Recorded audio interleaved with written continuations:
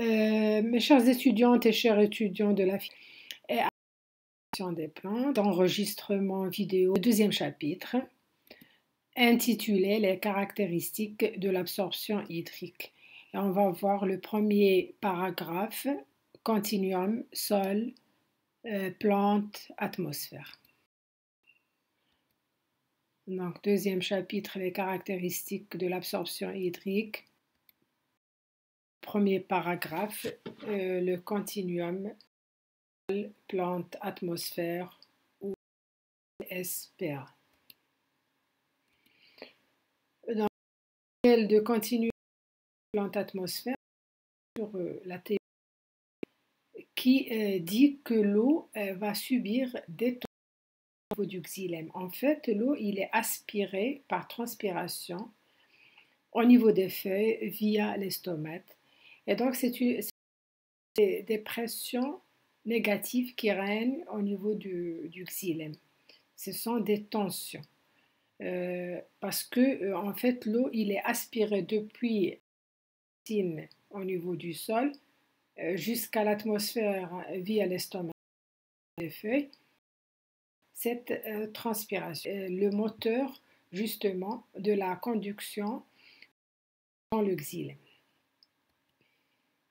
Donc, 4 étapes importantes dans ce continuum sol ou CSPA.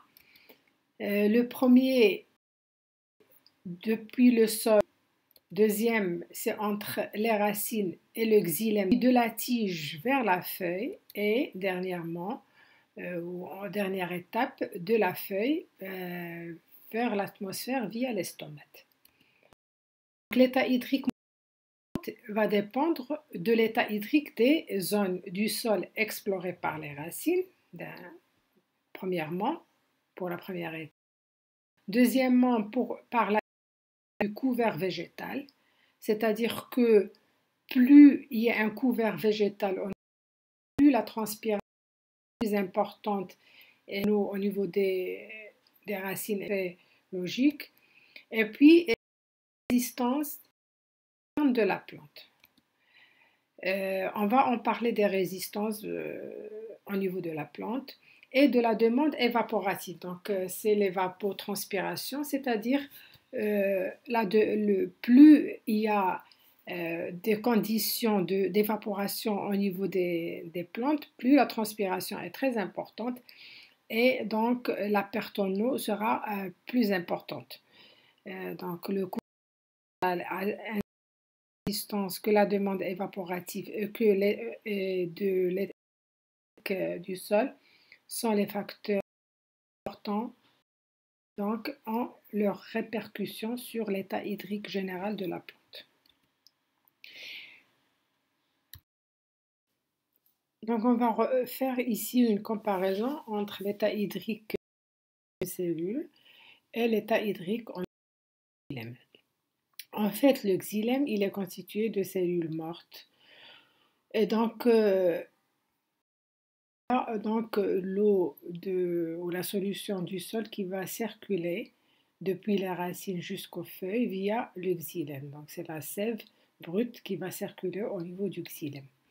Au niveau de la cellule, il y a la paroi pectocellulosique qui entoure toutes les cellules végétales et qui permet donc au protoplaste, c'est-à-dire la cellule végétale sans sa paroi, d'appliquer des pressions positives qu'on appelle les pressions de Turgeson sur la paroi.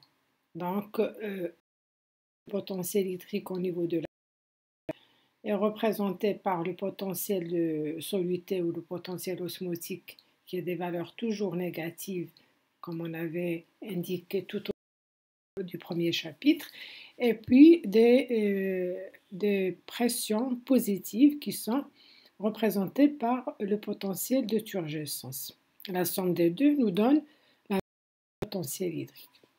Donc la première comparaison, c'est la concentration en soluté. Au niveau de la cellule, sont beaucoup plus concentrés en soluté que le xylème ou les cellules du xylème qui conduisent simplement le du sol qui est très peu concentrée. Elle est vraiment très diluée, dont le potentiel osmotique est de l'ordre de moins 0,1, donc très peu de soluté dans la solution du sol. Deuxième comparaison, c'est la composante du potentiel hydrique. En fait, au niveau de la cellule, comme je viens de dire, il y a deux composantes, le potentiel osmotique ou de soluté et le potentiel de pression et de turgescence. Par contre, au niveau du xylème, il y a une seule composante, c'est le potentiel. Seulement, ce potentiel de pression, il a une valeur de l'expliquer. Ce sont des tensions, donc ce sont des pressions négatives. Donc le potentiel de pression au niveau du xylème, c'est une tension, et donc c'est une valeur. Donc ici, c'est donc au niveau de la cellule. Par contre, comme je viens de l'expliquer à l'instant, au niveau du xylème, c'est sous tension, c'est-à-dire des pressions qui sont négatives ou des potentiels négatifs. Le potentiel de pression toujours supérieur à 0, supérieur à 0 ou égal à 0, la valeur minimale du potentiel de pression, il est égal à 0, il n'est jamais négatif. Voilà. Rappelez-vous de ce que j'avais dit tout au début du premier chapitre. Ici, c'est un fort débit puisque le moteur, c'est la transpiration qui permet de faire remonter la solution du sol ou donc la sève brute depuis la racine jusqu'au feu. Donc le moteur, c'est la transpiration. Donc, comme vous le voyez ici, on a ce continuum sol, racine, tige, feuille et atmosphère. On a des valeurs justement du potentiel hydrique qui est donné par en fait les trois composantes principales, à savoir le potentiel de pression, le potentiel de soluté qui sont très donc les deux composantes principales, et puis une troisième qu'on va c'est le potentiel gravitationnel, j'en avais parlé auparavant, qui ne prend de l'importance que dans les grands arbres à partir de 10 mètres de hauteur. Donc vous voyez, à partir de 10 mètres de hauteur, il rentre, il a une valeur positive qui donc augmente de 0,1 mégapascal à partir de 10 mètres de hauteur chez les grands arbres. Chez les herbacées et les plantes de taille inférieure à 10 mètres, c'est une valeur nulle. Donc le potentiel hydrique ne sera représenté que par les deux composantes, le potentiel de pression et le potentiel de soluté. Donc comme vous le voyez ici, au niveau du sol, donc le potentiel de pression, il est négatif parce que tension. Les potentiels de soluté ici aussi, c'est une valeur comme on avait dit tout à l'heure, c'est la solution du sol, donc c'est des concentrations très très faibles. Donc, en comparant, par exemple, le sol à 10 mm à partir des racines et le sol qui est juste à côté des racines.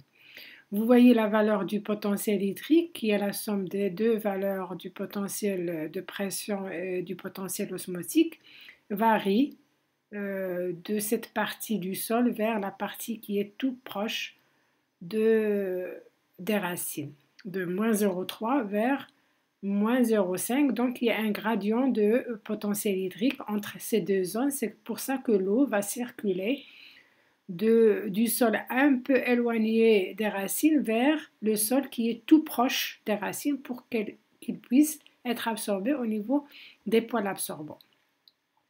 Et donc vous voyez pour la pression, elle est négative comme j'ai expliqué tout à l'heure parce que c'est une tension et donc l'eau il est aspiré, il est sous tension au niveau de la partie du sol. et aussi au niveau du xylème. Comparons ces valeurs avec le potentiel au niveau de la vacuole de la racine qui est tout proche de la surface du sol. Donc vous voyez, c'est une valeur qui est de l'ordre de moins 0,6 mégapascal. Et qu'est-ce qu'on remarque pour le potentiel de pression cette fois? Il est positif parce que c'est à l'intérieur. Donc le protoplasme va exercer une pression de Turgeson sur la paroi qui est donc déterminée par cette valeur de 0,5 mégapascal. Et qu'est-ce qu'on remarque d'autre? Autre chose, c'est que la concentration, elle est très élevée au niveau de la cellule, qui est représentée par une valeur du potentiel osmotique de l'ordre de moins 1,1 mégapascal. Donc la somme des deux nous donne un hydrique de moins 0,6. Donc l'eau va forcément passer cette fois du sol qui est donc tout proche des racines vers la cellule racinaire. Donc parce qu'il y a toujours ce gradient de potentiel hydrique entre les deux. Si on va aller dans le xylème, qui est toujours dans la racine, qui est toute proche de la surface du sol, pardon, vous voyez que au niveau du xylème, c'est la même chose, mais vous voyez que la valeur du potentiel hydrique est la même entre la cellule xylème et la cellule racinaire. Vous voyez que les valeurs des composantes sont complètement différentes. En fait, vous voyez ici, comme je viens de dire, c'est une valeur positive. Par contre, au niveau du xylème, c'est une valeur négative, c'est une tension, c'est pas une pression. Et puis, pour le potentiel osmotique, comme c'est la solution du sol, et on l'avait déjà dit, c'est une solution très diluée, et donc représentée par une valeur du potentiel osmotique proche de 0, de l'ordre de moins 0,1. Mais bien donc que la somme de deux va nous donner une valeur de moins 0,6.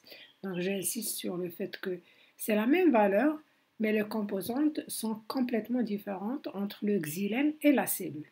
C'est ce qu'on avait vu précédemment en faisant la comparaison entre donc, une cellule et le xylème.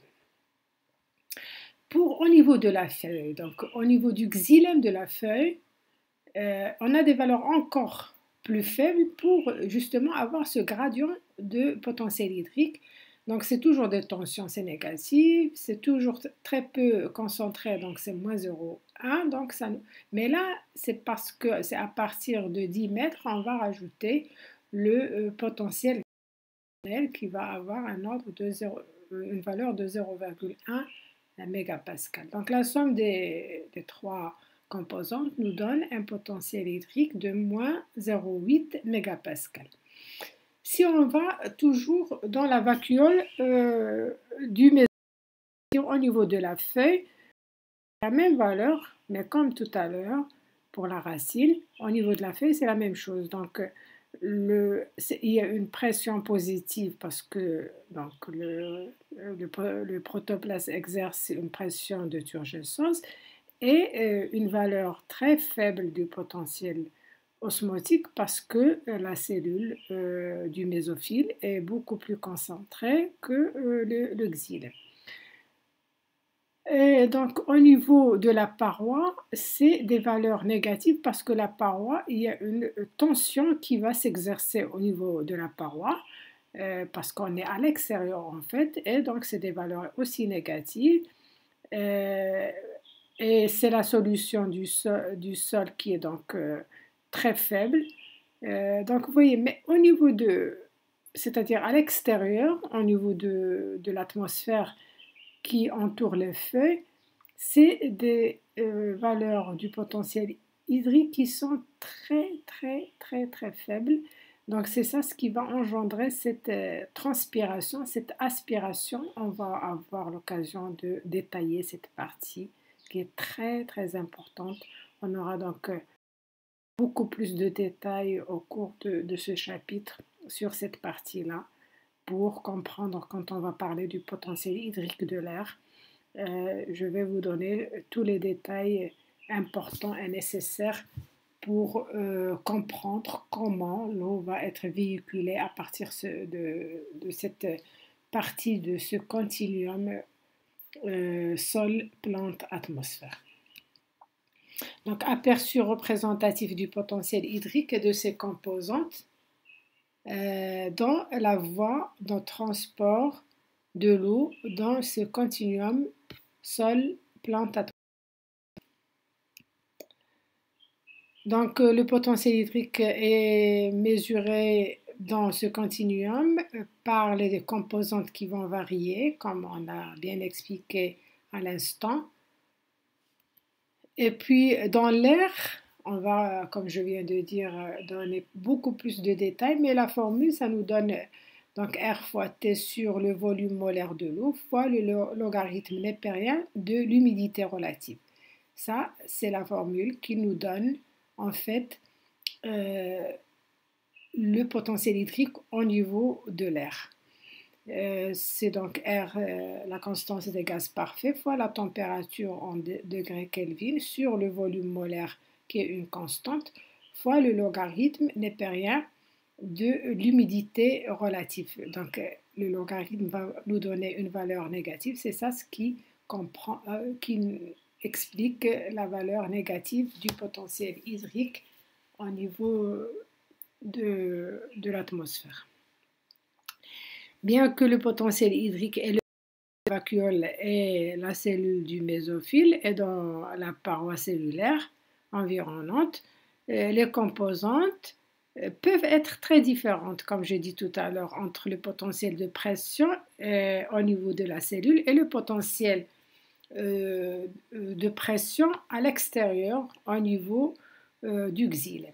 D'après cette étude de Nobel 1999, c'est un monsieur qui travaille sur le problème de stress hydrique et puis de cette circulation ou du statut hydrique chez les donc pour mieux encore comprendre donc ce continuum sol-plante-atmosphère, on a en fait deux phases.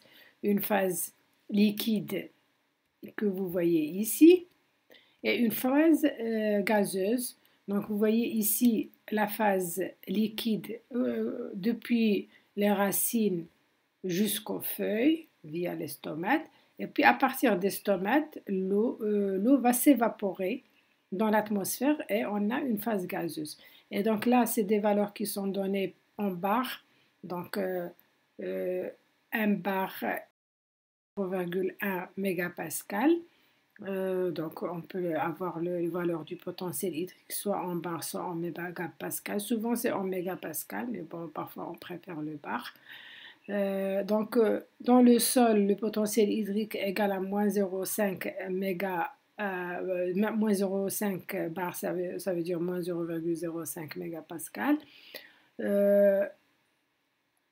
Dans les racines, c'est des valeurs du potentiel hydrique de l'ordre de moins 0,1 mégapascal ou 1 bar, moins 1 bar. Donc vous voyez un gradient de potentiel hydrique, ce qui va permettre à l'eau de passer du sol vers les racines. Et puis après, au niveau de la feuille, en référence à l'IV, donc les valeurs, c'est de l'ordre de moins 1 mégapascal. Donc c'est des valeurs encore plus faibles du potentiel hydrique, ce qui va permettre à l'eau de passer depuis les racines jusqu'aux feuilles. Et puis au niveau de l'atmosphère ou de l'air, le potentiel hydrique est encore beaucoup plus faible.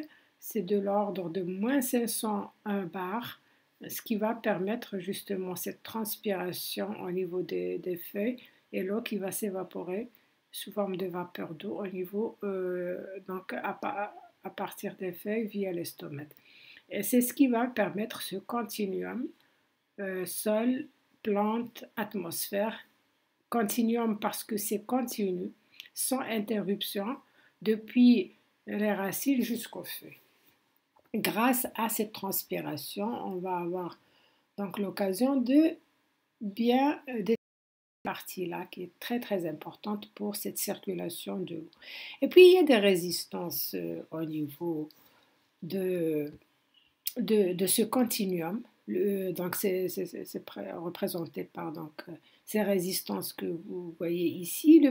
La première résistance est au niveau du sol. Donc le passage déjà du sol vers les racines peut présenter quelques résistances. On va en tenir la détermination justement de la transpiration. Au niveau du tronc, il peut y exister d'autres résistances. Et puis au niveau des stomates, c'est la résistance stomatique qui est très très importante parce que, vous le savez très bien, les stomates peuvent se fermer et cette fermeture représente une résistance très importante au niveau des racines, des feuilles.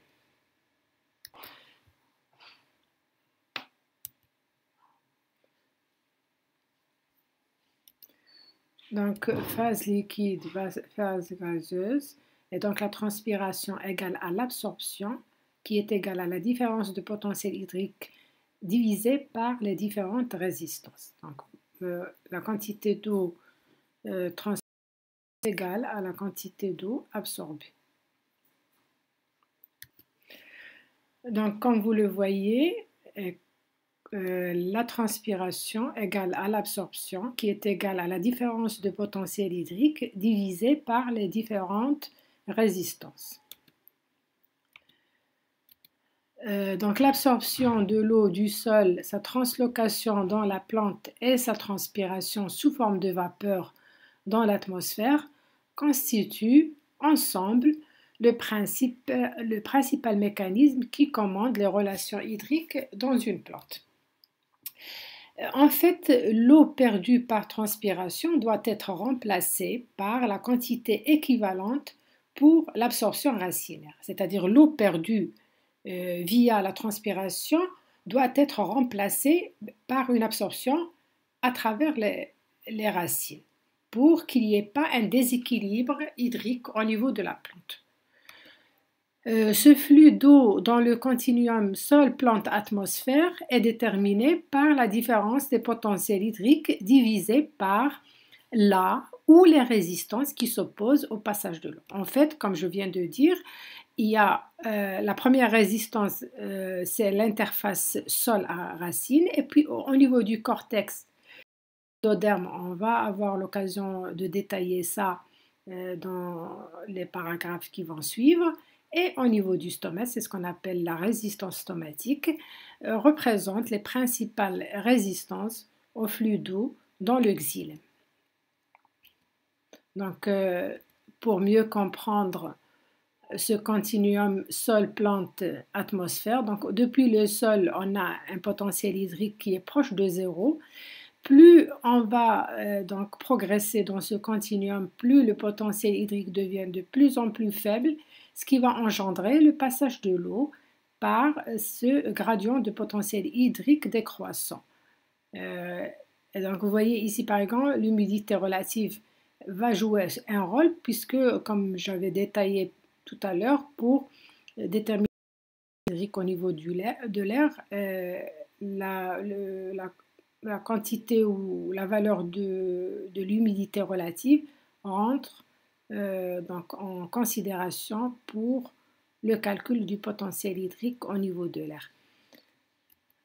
Donc, ce continuum sol, racine, tronc, branche, feuille, air représente ce continuum depuis donc, le sol jusqu'à l'air sans interruption grâce à cette différence de potentiel hydrique et surtout à ce niveau où débute donc la transpiration qui va aspirer l'eau depuis le sol jusqu'aux feuilles.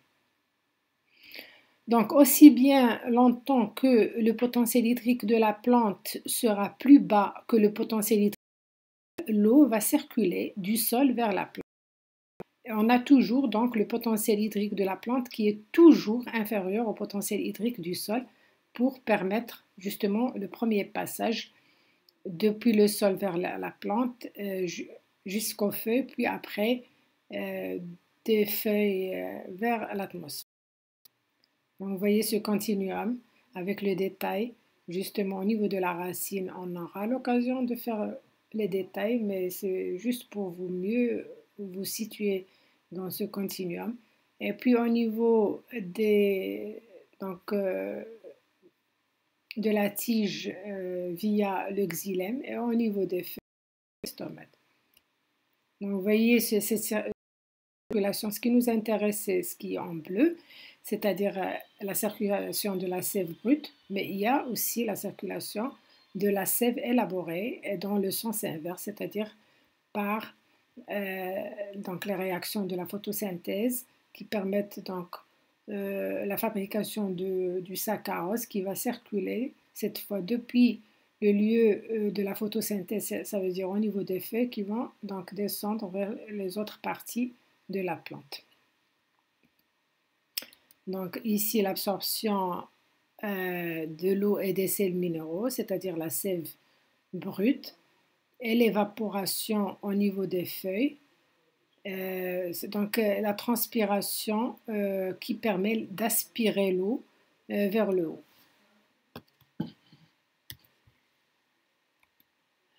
Donc la sève brute